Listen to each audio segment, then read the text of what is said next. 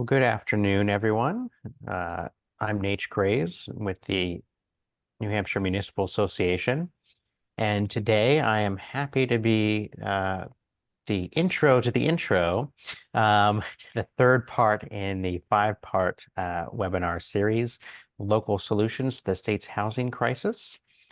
This is YIMBYism, a different approach to development, and today's program is going to be moderated by one of our panelists, Noah Hodgetts.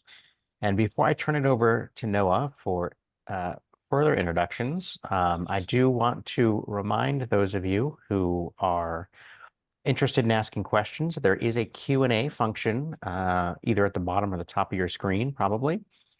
And if you can put your questions in there, those will be answered at the end of the webinar. We do anticipate that we're going to fill out the entire scheduled hour here. We know that your time is valuable, so we will try not to run too far over, but I did want to let you know that. And with that, I'll hand it over to Noah. Great. Thank you so much, Nate. We're glad to have you here.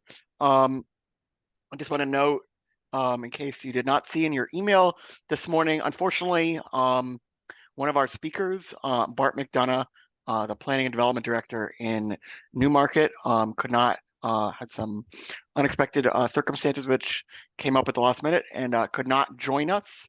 But we do still have Bryce, Kaw-uh, and Bryce, I'm sorry if I'm saying your last name wrong, the chair of the Manchester Planning Board, who will lead us off for the first half. And then I will do the second half of the webinar talking about different planning and zoning tools to enable YIMBYism. And before I hand it off to Bryce, I just want to quickly thank all of our partners. In addition to my office at the Department of Business and Economic Affairs and the New Hampshire Municipal Association, CDFA, Plan New Hampshire, Center for Ethics and Society at St. Anselm College, UNH Cooperative Extension, the New Hampshire Community Loan Fund, New Hampshire Housing, the New Hampshire Association of Regional Planning Commissions, and the New Hampshire Planners Association have all partnered on today's webinar and as part of the larger Local Solutions to the State's Housing Crisis webinar series. And with that, I will turn it over to Bryce. Awesome. Yeah, thank you. And thank you all for being here today. My name is Bryce Kaw-uh, and I currently serve as chair of the Manchester Planning Board. I joined the board in early 2020 as an alternate member before becoming a full member shortly after that. And then eventually in late 2021, I was elected by my peers to serve as chair. And I've really enjoyed the role so far and excited to talk with you all today about some of what Manchester has been up to. So in general, I want to address the topic of what if we said yes to housing development. So on the right side of this slide, you can see one answer, and it's in the form of a map showing new housing development in Manchester, where we have just over 2,000 units at various stages downtown and almost 3,000 units citywide, again, in various stages of development. So throughout this presentation, I've included photos of these kinds of builds, though certainly not all of them are going to be shown in the presentation. But before I dive into what we've been up to as a city, I do want to revisit why we're here on this webinar and talking about this subject in general. And I don't want to sugarcoat it either. We have a significant housing shortage here in New Hampshire. We're short more than 23,000 units needed just today in order to reach a balanced housing market. And there are, of course, complex factors at play as to why this is, but in general, we simply have not built enough housing to meet demand, and our communities are suffering for it. Now, that's just today. If we look forward into 2030, according to the 2023 statewide housing needs assessment from New Hampshire Housing, we'll need to increase our housing supply by 60,000 units. Again, that's by 2030. So, as of now, just 6 years from today. And, we can't ignore the issue of supply here because it does have a direct impact on both housing availability and affordability in our communities. And this isn't just about abstract numbers either. So to me, crisis is not just a word. In Manchester, we've seen the direct impacts of our statewide housing shortage as it escalated over time.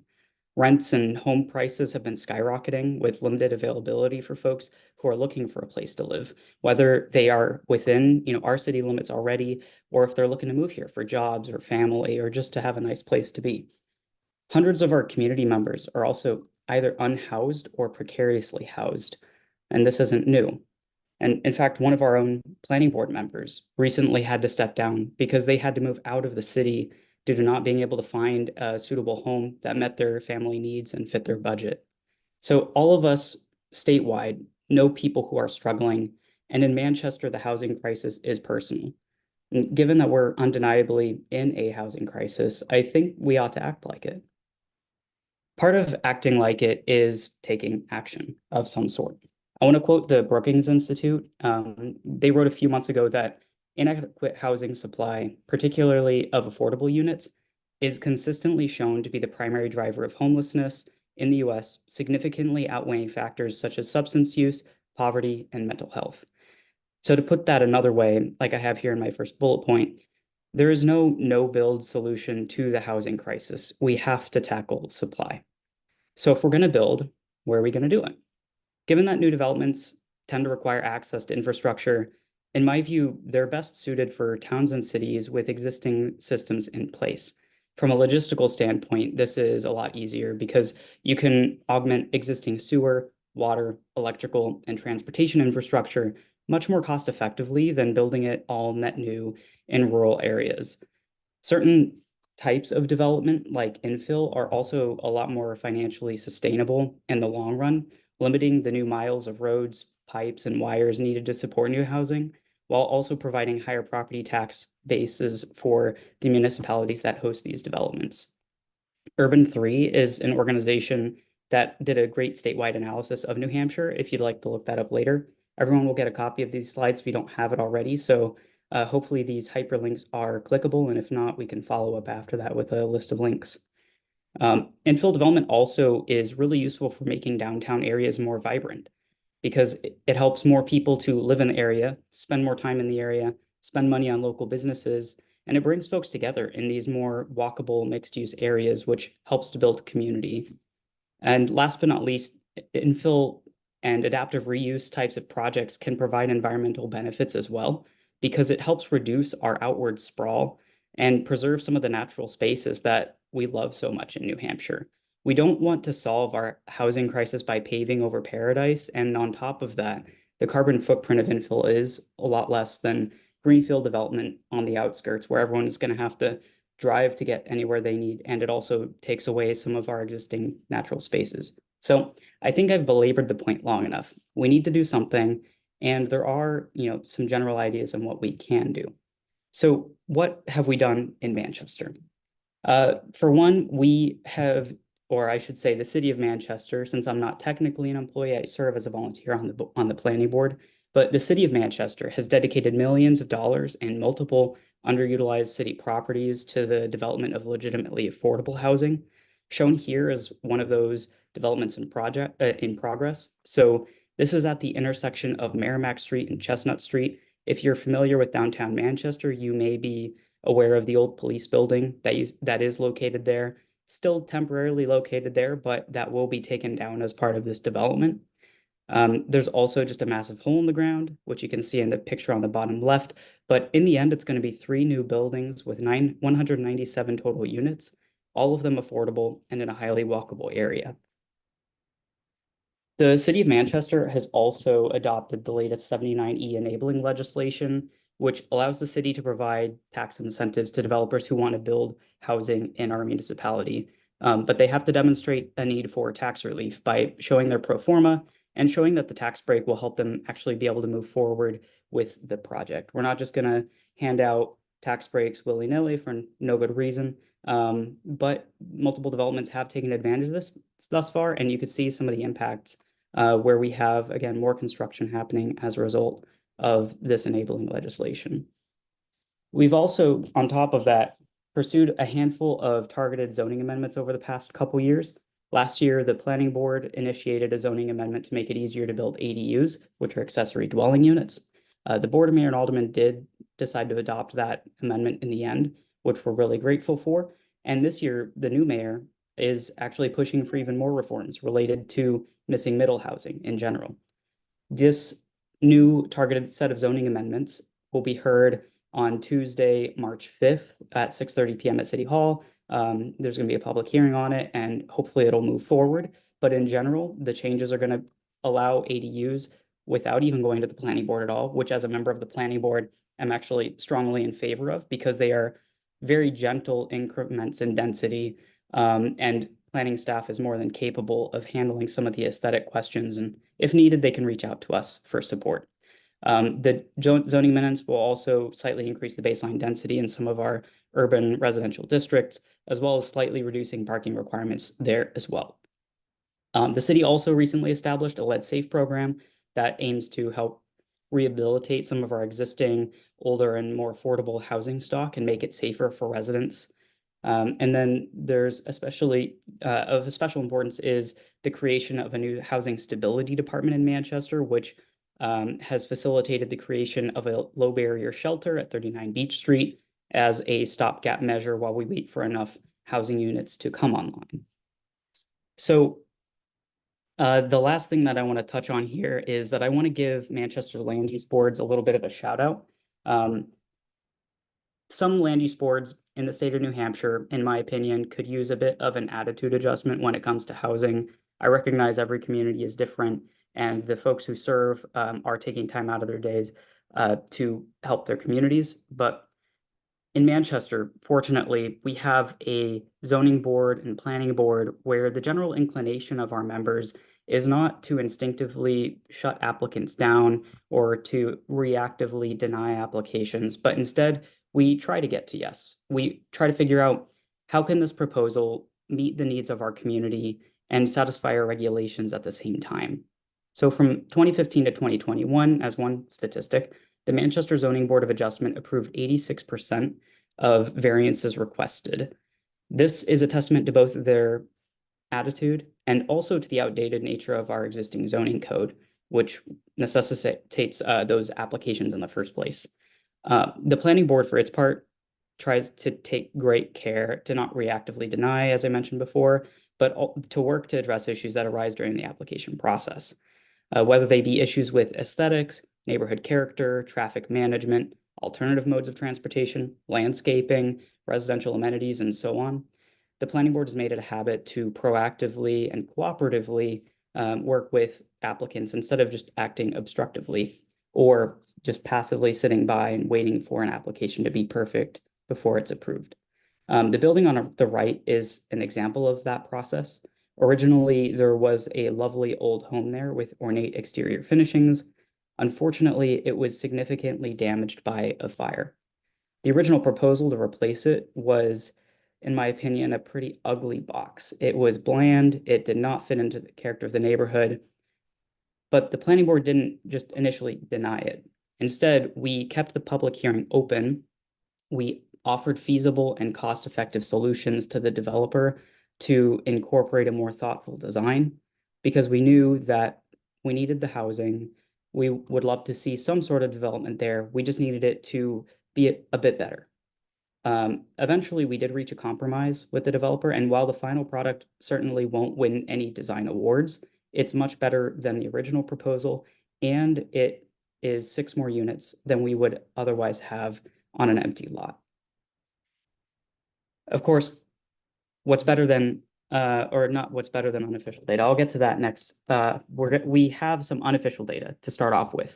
So in an effort to quantify and also qualify some of the new housing development that's underway in Manchester, I set out to create this housing development tracker. And I want to emphasize again, this is unofficial data that I have assembled in my capacity as a person who's chairing the Manchester Planning Board. So the first is a spreadsheet which lists all the projects that I'm aware of that have been proposed, approved by the planning board, started construction, or completed within recent memory. The second part is a map, which I don't show here, but we saw a slide earlier in the presentation about that. That map puts all of those different proposals and applications and developments into their geographic context. So overall, from what I've tabulated, we've got about 2,700 housing units at various stages of development and even more that I don't see in my role on the planning board, particularly those smaller developments that don't meet site plan review thresholds. And what I was about to say earlier is what's better than unofficial data is official data. And so thanks to Director Jeff Belanger at the Manchester Planning and Community Development Department, we do have some stats through 2023 that show building permits that have been issued for new housing, as well as certificates of occupancy that have been issued to completed developments. These numbers will definitely increase over time, but you can see the building boom start to appear in 2023. And if you drive around Manchester, you'll see some real life examples of what's happening across the city. That being said, we do have a lot more work to do in order to reach a balanced housing market. So onto that additional action that we think is needed. The planning board, for its part, has joined a citywide conversation about mandatory parking minimums. Parking minimums, a lot of you may know, are a requirement that a specific development include a given number of parking spaces. It's based on a table or a calculation included in the zoning ordinance. Although it's well intended, these requirements can often add significant cost to a housing development and can be particularly prohibitive for affordable developments, since each parking space can cost thousands of dollars if it's in a surface lot or tens of thousands of dollars if it's in a parking structure, and it also takes up a decent amount of geographic space on a site. In my view, developers are already incentivized to provide sufficient parking for the places that they're building because they know their target audiences won't want to buy or rent if they don't think there's enough parking for their needs. We don't have to force them to build extra. But that's my opinion. And if you have thoughts on parking requirements, you can feel free to reach out to the planning board by visiting our website and checking out the public input requests that we have up there. Other than that, the planning board is continuing its proactive approach to application reviews. We've approved more than 110 new housing units just in the first 2 months of this year. And we also unanimously voiced our support for the most recent set of targeted zoning amendments requested by the mayor and crafted by our planning department. There are some other efforts as well, the most significant of which is the planning and community development's rewrite of our land use code. So currently we have a set of zoning ordinances. We're going to be moving towards a cohesive land use code that combines planning and zoning documentation. And they're very close to finishing their initial draft before it goes for public consultation. This is a once in a generation opportunity, and some of your communities are going through this process as well. We're really hoping to remove barriers to housing and legalizing the housing that we need. So again, the draft will probably be released this spring, so keep an eye out for it, and we'll need plenty of public comment to ensure that we get a document that truly meets the needs of the community and also that meets the moment. Meanwhile, local builders are continuing to produce more housing in both a for-profit and nonprofit capacity. If you happen to know anyone interested in building in Manchester, feel free to point them to the Manchester Economic Development Office or the Planning and Community Development Department. Last but not least, local civic organizations play a huge role as well. Groups like the Manchester Housing Alliance are continuing their efforts to advocate for improved housing supply and availability. This sort of thing is important because it creates space for elected and appointed leaders to take action. It shows that the community is behind the need for certain reforms. So that's some of what Manchester has been up to. Now, what about you? What can you do to help address the housing crisis? A lot of you have already been working on this. A lot of you know many of the answers already. But first and foremost, I would encourage you to advocate for more pro-housing policies in your own community and to push for revisions to your zoning ordinances to support the housing that we need in a way that reflects your community's values. Every unit of housing statewide helps us reduce that statewide shortfall. You can also actively voice your support for infill development in particular. Every town has a town center, every city has an urban core of some sort, and we need the housing, first of all. And second, we can use this form of development to, again, improve fiscal responsibility, economic sustainability, and environmental protection all at the same time. Adaptive reuse is a related concept, and that allows your community to make full use of older buildings that may no longer need to just be offices or just be warehouse spaces. Manchester, for our part, is charging full speed ahead on repurposing places like the Raxel May Jeweler Building, former bank buildings, less occupied office space in other buildings into mixed-use developments. This allows more opportunities for housing while also embracing the natural synergy that's shared between commercial and residential uses. People want places to eat, drink, play, shop, and work, and those establishments need people to visit them. Something else that you can do, which is a bit less technical to help with this, is to diversify your land use boards so that people of different backgrounds have a voice. This includes people from different geographic regions or areas within your municipality. It means including people like renters in addition to homeowners, young people, people of color, women, including young mothers. On the Manchester Planning Board, we've found through direct experience that people from different backgrounds tend to ask different questions. They bring their own perspectives to the table. This helps shape the board's conversations and eventual decisions in a better direction, one that more holistically supports the community that we all serve. So you can learn more about this concept from Now What New Hampshire, which is a coalition of nonprofit partners, including the NHMA, that aims to accomplish exactly that. Last but certainly not least, something that I want to end on is I would ask for you all to push for more financial and logistical support for the communities in our state that are willing to build the housing that we all need, especially if for whatever reason your own community feels that it cannot or should not build more housing at this time. For example, Manchester is willing to do its part, and we don't have plans to stop anytime soon. But if we could have help overcoming some roadblocks, that would be tremendously useful. For example, state funding for sewer, water, electrical, transportation, even school district improvements would go a long way towards facilitating additional housing development in Manchester. If we don't want to mandate pro-housing policies at the state level that trample on local control, then we could at least enact legislation and create programs that support the municipalities that choose to help. I'll close by saying that if you favor building more housing in our state to help address the ongoing crisis, first of all, thank you. And second, you have an ally in me, other members of the Manchester community, and we'd welcome your partnership. Would love to work with you in any way that we can. So thank you. And at the end, I'll be happy to take any questions. But for now, I will turn it back over to Noah. I'll stop sharing. Great. Well, thank you so much, Bryce. Just folks, give me a second while I bring up my slides. Okay. Hopefully everybody can see that. So again, for folks that may have hopped on a minute or two after the introductions, unfortunately, our other speaker, Bart McDonough, the Planning Development Director in Newmarket, could not join us as scheduled today. So we are gonna still see if we can get his slides or do his presentation another time.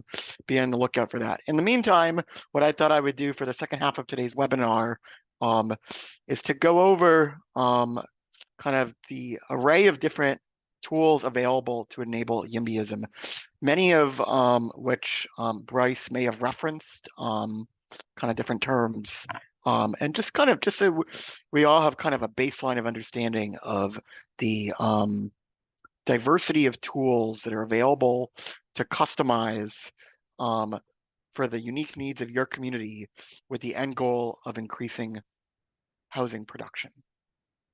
Some of them, as you'll see, work better for larger communities in cities like Manchester. Some may make more sense for smaller, more rural communities, and others can work great in a variety of geographies. And finally, before I go further in my presentation, just a reminder that you can put questions in the Q&A icon box, and we will go through all the questions at the end of my presentation.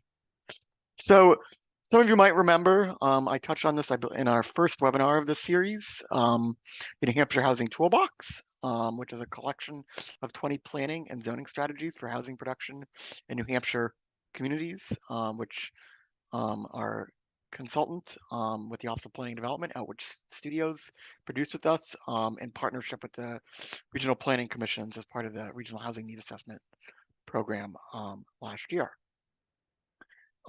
Again, here is the link to the Toolbox website. You all should have a copy of the slides in an email that went out earlier this morning from NHMA that should, I believe, includes live links. So you should be able to pull this link and the prior links that Bryce included in his presentation right up on your version of the slides. So I've broken down, there's 20 different tools, as I said, in the housing toolbox. We've broken them down into kind of 4 buckets. The first bucket is development approaches. And I'm going to speed through this with relative speed, since I think most folks know the kind of the nuts and bolts of these things. I just want to make sure everybody, just so that we can all understand the kind of range of tools that are available, that are all available and already authorized by state statute already. So in development approaches, the toolbox has 4 different approaches that it includes. The first is infill development, which, as Bryce mentioned, is typically new construction in already built up areas, usually downtowns, village centers, town centers, by activating vacant parcels and or underutilized buildings. They could be historic structures that are been underused or in disrepair or whatever. They could be a vacant parking lot. There's a lot of different ways to use infill development. And as Bryce touched on, they have the advantage of being able to take advantage of existing infrastructure. They can require zoning changes to relax dimensional requirements, relax parking requirements to create a kind of fill in those kind of missing parts of the neighborhood fabric that may have the surrounding buildings of which may predate zoning. And so there may need to be some tweaks to zoning or a variance to be issued sometimes to address infill development. But a great tool, and as Bryce mentioned, it kind of gives you the most bang for the buck in terms of where you can add housing density, where there's typically tends to be more existing infrastructure, going to have less of an impact on the environment. And the reasons go on of why infill development just makes a lot of sense as a development approach for trying to do new housing. The next development approach we highlight in the toolbox is mixed use development. Mixed use development, I think people can think of it as in different ways. Fundamentally, it's just any development that contains residential and some other kind of uses. Typically, that's commercial. I think a lot of people, we think of mixed use as being first floor retail with, such as a restaurant with, second, third floor residential apartments above. It doesn't have to be that. Mixed use could be taking a parcel and subdividing it and saying, okay, on this lot, I'm going to have a residential apartment building. On this lot, I'm going to have a restaurant. On this lot, I'm going to have a grocery store, so on. There's a lot of different ways to do mixed use, is the point here. But again, and I probably most of you know this, traditional zoning, Euclidean zoning, dating back to the Supreme Court decision, the Euclid Supreme Court decision, is based on this kind of traditional use-based zoning. Mixed use development does kind of, get away from that a little traditional kind of separation of uses in zoning. And so again, it's not always allowed in zoning. It's something that might require a zoning amendment. I don't have the number offhand, but there is, or at least 100+ communities in the state that have authorized some kind of mixed use zoning somewhere in their community.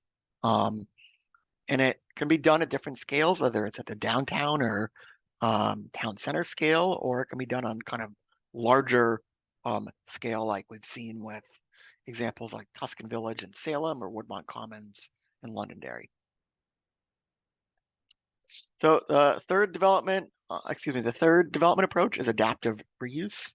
This is typically at its most basic function, taking a existing non-residential building, whether it's commercial, industrial, office, and converting that into residential use. And again, it's great because you don't have to necessarily put up new bricks and mortar, there is definitely some cost saving there. On the other hand, it can often require a lot of public investment to first take care of contamination issues, environmental remediation, add in infrastructure that may not be there, to bring building up to meet the International Residential Building Code, as well as fire code. There is some funding available through New Hampshire Department of Environmental Services, as well as some, US EPA brownfields grants and other programs that can assist with some of the adaptive reuse. But again, so on the one hand, it's a great tool, but there can be these kind of other hidden costs as well when you're trying to do adaptive reuse. And then finally, as we'll talk about a little later in the presentation, using the RSA 79E program can be a great additional way to help offset the increased property tax assessment due to the increased valuation from rehabbing a building. Excuse me. The fourth and final development approach highlighted in the toolbox is age-friendly neighborhoods. We haven't seen a lot of these yet in New Hampshire, but it's certainly a trend in the planning world right now of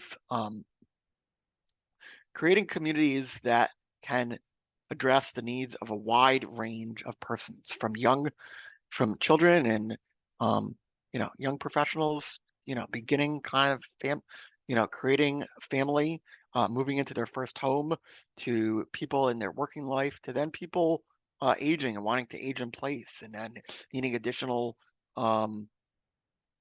tools and for accessibility to remain in that house. And so, in age-friendly neighborhoods, as a result, you tend to see more of this single-story houses that don't require, or barrier-free houses that don't require moving upstairs, don't require even the steps to go in, those 2 or 3 steps that can make the difference from accessing a house from the sidewalk to walking inside. Age-friendly neighborhoods also, you typically see kind of a diverse range of housing types. We'll get into that more in a minute as well, whether that is, like I said, going from those starter homes that may be a smaller square footage to multifamily housing, could have some ADUs thrown in there. So this is another really good tool. Again, haven't really seen that used much in New Hampshire, but it's certainly something that the statute, specifically and a lot of these tools come from out of what's authorized by the RSA 674-21, the Innovative Land Use Control Statute. And the last thing I'll say on age-friendly neighborhoods is that in order to get this kind of diverse range of housing stocks, diverse range of housing stock and types, typically looking at other parts of the country that have had successful age-friendly neighborhoods, usually employ a mix of density incentives, density bonuses. There might be some kind of procedural streamlining, as well as certain design requirements to make sure that different housing types and the kind of general design of the neighborhood all kind of meshes together. Now we're going to get into transitioning to more of the nitty-gritty zoning tools. So I think we all probably know about kind of cluster development. Cluster housing also goes by the term conservation housing or conservation subdivisions, open space developments. At its core, cluster is where subdivisions, cluster housing is where you take a traditional subdivision and you may not necessarily be able to build a additional kind of total number of units than you would in your traditional subdivision, but you're able to cluster them on smaller lots. And so you're able to build, therefore, at a slightly higher density than you might be able to in a traditional subdivision. And then as a result, you're also able, it's a great tool for kind of marrying conservation when done right, to protect and preserve large swaths of open space for common use. As I said, this can be done, there is almost every community that has zoning in the state has adopted a cluster ordinance in some form or the other. There's definitely range the gamut of those that are working and those that are not, or working as designed, I should say. I would say those that have worked better and yielded some well-designed development tend to employ density bonuses that allow for increased density above and increased sometimes total units above the base number of units that would be allowed by a traditional subdivision in exchange for other protection, whether it's kind of providing public access to trails within the open space protected area, providing some kind of view shed protection. There's a lot of different ways to kind of innovatively craft density bonuses in cluster housing. And again, back to, as I said previously, it can also be coupled with reduced development site requirements and streamlined permitting. So here's another tool that we don't often talk about as much that's authorized under the Innovative Land Use Control Statute, Village Plan Alternatives. This is there's a lot more detailed definition in statutes. I'm not going to go through it here, but at its essence, Village Plan Alternatives are a zoning tool to create new mixed-use villages by concentrating development capacity on 20% of a given area, and then protecting kind of the surrounding outer areas, so as to reduce infrastructure costs by keeping the infrastructure in the core area that's developed, while protecting the surrounding areas. There's a number of other kind of criteria in the statute, and so at least to my knowledge, no communities have really ever taken advantage of this tool, and there's certainly a lot of other ways to kind of accomplish these the goals of Village Plan Alternative than trying to adopt the rather narrowly crafted language in the statute pertaining to Village Plan Alternatives. The next tool, which I won't spend a ton of time on because it's going to be the focus of next week's webinar, is transfer of development rights. At its kind of most basic level, TDR is basically a process that allows for a landowner to buy or sell the development rights. And so you basically, as a result, you would sell development rights where you want to protect areas, conserve land and open space, and then in more, in those more higher density, or I'm sorry, areas of higher concentrated development where you want to encourage development, want to encourage maybe more infill development, what have you, developers can buy additional density beyond or development capacity beyond what might otherwise be allowed. The only community, as we'll hear from next week, that's doing this and has done this incredibly successfully is the city of Dover. It does take a bit of administrating, first setting up and then administrating and kind of designating your sending and receiving zones. But it can be, again, another really great tool to kind of marry housing and conservation together. The next zoning tool, and Bryce mentioned this term, missing middle housing, and it's certainly a very hot topic and term right now in planning circles, is missing middle housing, which is, again, just at its core, it just means a range of housing types that are either really between that kind of missing between single family, really anything between a typical single-family detached home into your larger kind of multifamily apartment building. So it could be anything from a townhome, which we don't see a ton of in New Hampshire, but is definitely a great tool, to cottage courts, which we're starting to see more of. We'll talk about an example in Lebanon in a little bit. To duplexes, triplexes, fourplexes, six packs, I guess they're called six, kind of unit developments, and then courtyard apartments. And what's, the important thing I'd say about missing middle is that, especially in our historic downtowns and village centers, we already have a lot of this missing middle housing. But the reality is that a lot of our zoning in a lot of our downtowns, and really just in a lot of our communities at all, would not allow for the recreation of those missing middle housing if it were to be built today. And so, really it's about, this is a great tool to help add to the existing fabric of a lot of our historic village centers and downtowns. Again, often going to require changing your zoning, making your regulations more flexible to allow this diversity of housing stock. And then kind of going along with missing middle housing is reduced zoning and subdivision requirements. Often can be termed right-sizing your zoning, as I think we don't need to rehash the history of planning here, but as kind of planning has progressed from the mid 20th century, we all know that kind of the kind of big response to huge building booms was to create rules that required, sometimes overly large minimum lot sizes, dictated, what might be unnecessarily big setbacks, arbitrary height requirements, so on.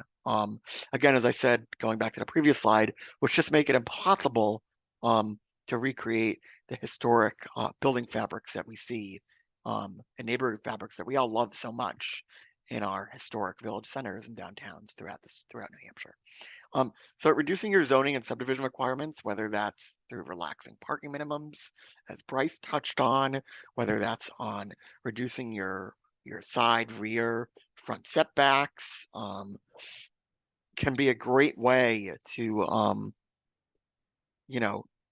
help encourage missing middle housing while also bringing your zoning in line with the kind of historic fabric of how a lot of our communities are already built out at least in their village centers, town centers, and downtowns. Form-based code, another great tool, which we've seen kind of a number of communities, especially our larger communities, start to take on, is at its core, again, moving away from that traditional division of use-based Euclidean zoning to thinking about building more about the form and design of building, and thinking about, okay, I don't have a picture of a transect here, but thinking about, intensity of development from those more rural areas that have important environmental characteristics and that we want to conserve, to our areas where we've historically had higher concentrations of developments. Again, you're probably getting sick of hearing me say downtowns, town centers, and village centers, but those are traditionally where our higher concentrations of development are found. And then basically setting the rules on building form, whether that's height, whether that's window, placement, whether that's just overall form of the structure, instead of actually creating separate requirements for every kind of use. And so this is a great tool, again, to try to help complement our existing historic fabric of development, and kind of fill in, can be a great tool for infill development as well. It can also be a good tool to reduce the complexity of traditional zoning, and to speed up the kind of housing development process, and minimize unintended outcomes, because as long as you know that you're designing your building to meet these certain standards, for design, for kind of general site layout and stuff, doesn't leave a ton of unquestionable kind of. Typically, I mean, it can be done different ways, but typically it can be designed to have less discretion, if done right, than a kind of typical zoning ordinance might be crafted to do and allow. And I'm sorry, before I move on to the next tool, obviously transitioning from a use-based zoning code to just saying we're going to scrap the whole zoning, our traditional use-based zoning ordinance, and going to go to a form-based code can be too big of a bite of an apple for a lot of communities to do, both as kind of from a resource, it's very resource heavy and expensive to do, as well as it's going to be a huge understandable shift in mindset. So there's definitely different ways to kind of do form-based code light, whether that is only looking at form-based codes in one part of your rewriting the code for one of your zoning districts to a form-based code, still doing having a form-based code, but still having some other use-based requirements, and so kind of doing a hybrid between use-based zoning and form-based code. There's a lot of different ways, but it's definitely not an all or nothing proposition. A few more tools, and then we'll start to kind of, I think, get to the end here. Planned unit developments, typically for larger size parcels, to encourage mixed use development. Basically, you take one site and you divide it up. It typically has its own master plan. So Tuscan Village in Salem is a great example of a planned unit development. And it's almost like you're building a whole neighborhood from scratch. But with the caveat that there's more, you almost create your own like design guidelines, development requirements for that planned unit development for that site that's going through PUD. And so to craft it to be more flexible, and so that you're really able to kind of maximize that mix of uses, that creativity of uses. It can allows for more density, maybe allows for a developer to do things that the traditional zoning ordinance might not otherwise allow. Inclusionary zoning is at its core just a zoning law that encourages the production of deed-restricted affordable units within market rate developments. As I think most of you know, while the Innovative Land Use Control Statute 674/21 does authorize inclusionary zoning, it specifically states, unlike most of our neighboring states, that it has to be voluntary. And so what this means is that a municipality can craft an ordinance. So to say, developer, we'll give you XYZ density bonus. You can produce, build units at 10% above the base density if you provide, say, 10%, 15% of the units are workforce housing. But a municipality cannot force a developer to just add affordable or the income restricted units to their project. There have been several efforts in recent years to try to allow for mandatory zoning, which have not been successful, including this year. So we'll see how that goes. Don't have time or place today. I think there's two pretty convincing arguments to whether mandatory inclusionary zoning really works in terms of as a tool in creating more affordable housing, while also not putting a hinder on kind of overall housing production. And then I think this is the last zoning tool, is workforce housing ordinances. So this is, again, as you all know, statute requires every community to 674/58-21. 61 requires every community to provide reasonable and realistic opportunities for workforce housing. There's a lot of different ways to craft workforce housing ordinances. Really, a workforce housing ordinance is any type of ordinance that makes it easier to build workforce housing, whether that's by providing density bonuses, so it could be an inclusionary zoning ordinance, or just by providing procedural incentives, streamlining, whether by allowing higher density housing, so work multifamily or maybe a single family is only allowed. There's a number of different examples on the online version of the toolbox that I would encourage you to check out. And I won't go into ADUs a lot because we've all talked about this ad nauseum. We all know the ADU statute passed in 2016.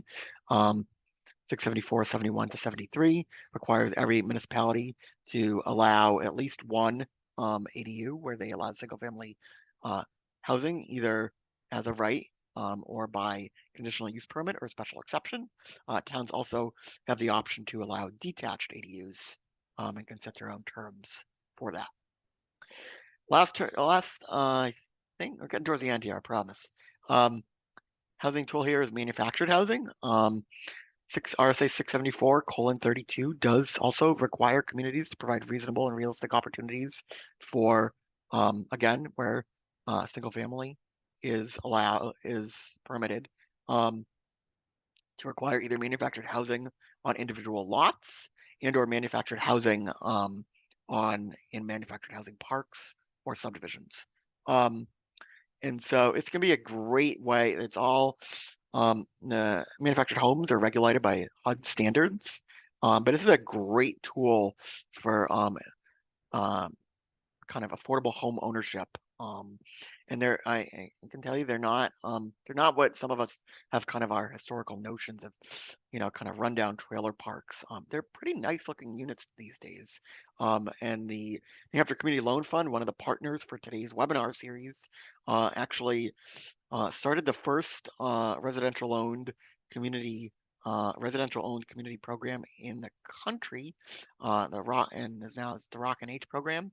And so they help communities actually mostly existing, but they will also help new kind of communities of residents in manufactured housing parks buy up their own manufactured housing parks and communities that they're basically self-owned and governed. So a couple funding tools. We talked about 79E a little bit in the beginning. Not going to go through a ton of detail here. Again, at its most basic, you're freezing property tax increase in the valuation of the property as a result of some kind of substantial rehab of a building, with additional, and typically it's 5 years, with the possibility of additional freezing of that assessment for an additional 4 years for historic structures, 2 years for market rate housing, or 4 years for affordable housing, in order to avoid that additional increase in property tax bill due to the additional increase in assessment. A tool which hasn't been used yet is housing opportunity zones, is a subsection of 79E, which has been in law a couple of years, which says while conventional 79E was just designed for being allowed in downtowns, town centers, village centers, other areas with concentrations of development, housing opportunity zones can be designated in any part of a community, with the premise that, again, the same get the same similar tax incentive with kind of your assessment being frozen, and so your kind of tax bill being frozen for a set period of time, with the stipulation that 30% of the homes in a project within a housing opportunity zone must be deed restricted affordable units to qualify for up to 10 years of tax relief. So anybody on this call, we're still waiting for the first community to adopt this. Another great tool.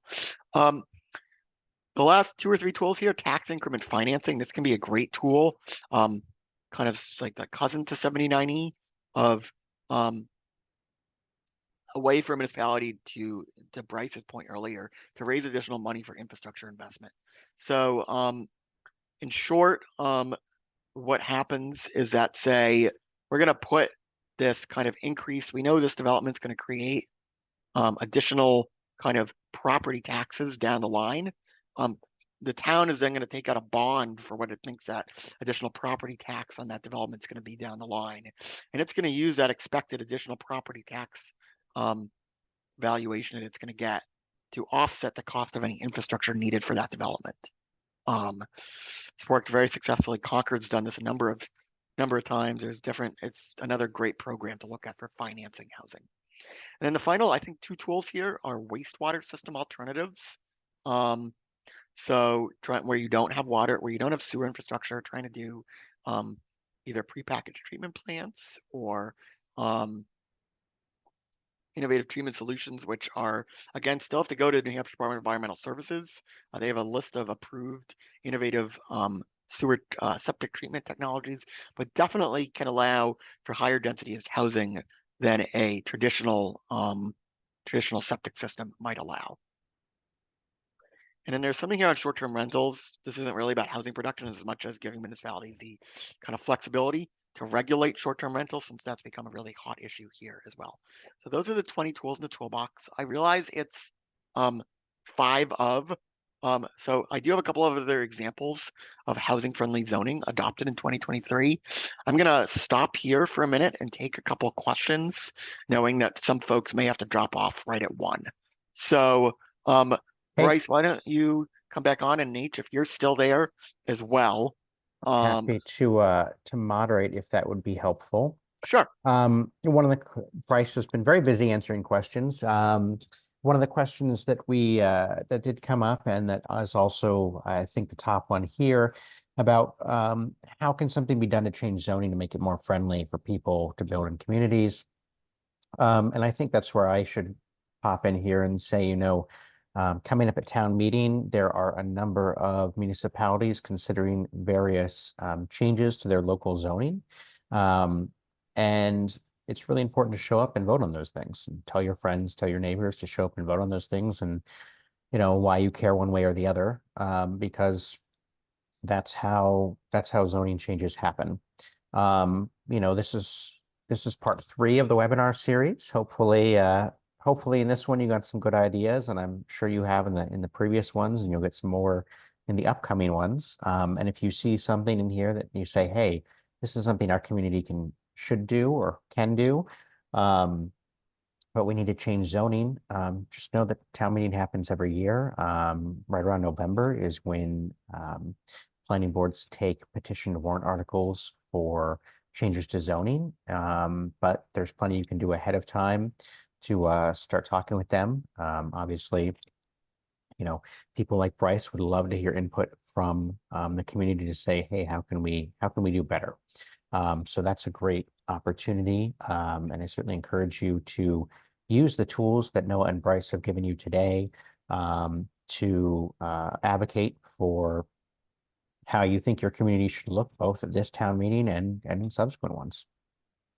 Great. Yeah, thank you, Nate. And if I could just chime in here real quick as well.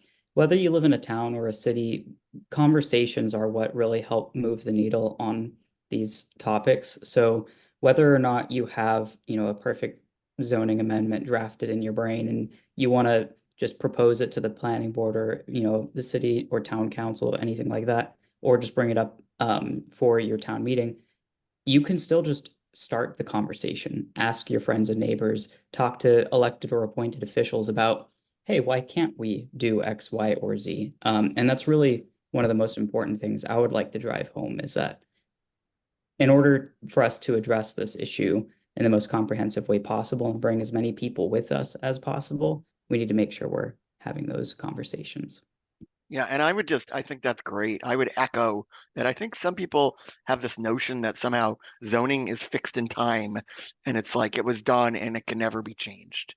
Zoning has changed over time and is meant to be changed, especially as new tools are developed, and especially as circumstances change over time. There was somewhat, I think looking back as a planner, we tend to look back kind of critically of maybe how things were done in the past, but there was a reason they were done that way. The state was experiencing a huge building boom, and there was a fear that half the state was going to get swallowed to development. And so occasionally, there was a lot of communities that crafted what time seemed like maybe reasonable restrictions in terms of where you could build, minimum lot size and such, which just don't meet the moment of today of the need for kind of new housing to meet kind of the increase in population that we're seeing, as well as the fact that, as we discussed in our first webinar, that housing development is just nowhere near what we were seeing in the 80s, 90s, and even early 2000s. Yeah, Thank you for that, Noah. And we have a couple technical questions here. Sure. So with cluster development, do you see in zoning where they require a certain number of acres to be undeveloped, or could you talk a little bit more about that? Sure. And I'm sorry, did not mean to scroll back on that. So yeah, that can vary. There is usually a minimum open space requirement. It's usually not acres. It usually says you can't do cluster development on the whole parcel has to be a certain size, whether it's something I see 20 acres a lot, and then 50% of that 20 acres has to be used for cluster used for open space or conserved. But there's no set number for what that percentage or number is. And I actually think some of the better cluster ordinance I've seen actually allow for cluster on smaller sites. And that's definitely something to think about. And can you talk a little bit about village plan alternatives? Why have so few communities and developers used it, if you know? Is it land availability? Any thoughts? Sure. So as I said, and I'm happy to, I'll put the link after this question. It's in the Innovative Land Use Control Statute to the actual language. My understanding, the reason it hasn't been used is that there's just so many requirements in terms of where the infrastructure can go and where the roads can go. And it's overly restrictive. It's overly confusing. And you can accomplish the very same goals of trying to concentrate development and infrastructure in a new village center, which is really what it's trying to do, and protecting the surrounding area via more kind of easier to use tools like mixed use zoning, like maybe transfer development rights isn't an easier tool, but mixed use zoning, missing middle housing types, creating some kind of growth boundary, which some communities have done. There's a lot of other ways to kind of accomplish the goals of village plan alternative without saying I'm going to kind of go down this route, and now I've kind of committed myself to meeting this, in my opinion, rather complicated, overly complicated statutory scheme for accomplishing a rather simple form of kind of development. All right, last question. Is the housing opportunity zone tax relief similar to a TIF district? Yeah, that's an interesting question. Not, no. And so this goes back to the original kind of 79E. It still works the same way that 79E works. So again, you have your base, your development, and for housing opportunity zones, I think the big thing I didn't touch on was, whereas traditional 79E can only be used for rehabbing of existing structures or replacement of existing structures, housing opportunity zones can be used for the creation of new construction, as long as, like I said, you have the stipulation that 30% of the units are affordable. It still works the same way. You're not actually saying where, like a TIF district, where you're getting additional fund, or you're going to use the future valuation to offset the cost of infrastructure. That's like TIF. It still works like conventional 79E, where basically you're saying, I'm an affordable developer. I want to do a housing opportunities. I want to do affordable development and a housing opportunity zone or a mixed income development. But I'm going to increase the valuation of that parcel the minute I start, put up my building. This is basically saying, nope, you're going to get your freeze for 10 years on your property valuation. And so you won't see that big bump in taxes for a new affordable development or mixed income development and housing opportunity zone until after that. It doesn't have to be 10 years. It can be up to 10 years. Well, great. Thank you for that explanation. Now, Noah, if you wouldn't mind skipping ahead Yes. to our And ads, and I just want to mention for anyone, you are going to receive a copy of this presentation, of course, afterwards. And Noah has a number of great examples of what municipalities have done throughout the state. I'd highly recommend you take a minute, flip through those. If you have any questions, he's more than happy to answer your questions. I call him all the time on all sorts of things. I'm wondering when he's going to block my number, to be honest. But he's incredibly helpful and of course crucial to making this webinar series happen. So we're very lucky to have him. We do have a couple of upcoming webinars. On March 7th, we'll be covering the Transfer of Development Rights 101. So Noah talked a little bit about that. It's going to give you a lot more details if you're interested in that. Then on March 14th, we're going to cover attracting developers. And that's going to be a roundtable discussion with a number of developers and things that they see that will make your municipality more attractive for them and their friends. So please join us for that. And I believe that's the extent of our ads, if I remember correctly. So I want to thank everyone for joining us today. I want to thank Noah and Bryce especially for coming on and speaking today. And I hope that everyone has a wonderful rest of the school vacation week. Great. Thank you so much, all.